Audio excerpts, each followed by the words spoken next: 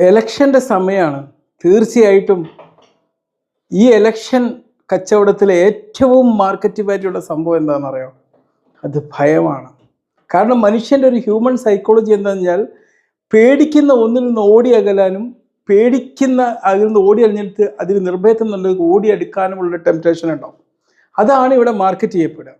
തീർച്ചയായിട്ടും ഒരു ഭരണപക്ഷം ഒരു പ്രതിപക്ഷം എന്നുള്ളത് പോലെ തന്നെ രാഷ്ട്രീയത്തിൽ എന്തെങ്കിലും ഒരു ചൂണ്ടുപലക ഉണ്ടാക്കണം. ഭീതി കാണിക്കേണ്ട ഒരു സംഭവത്തെ അവിടെ കാണിച്ചു കൊടുക്കണം. ഇന്ന് ഒരു പത്രത്തിൽ വന്ന പരസ്യം വളരെ വിവാദമായിരിക്കുകയാണ്.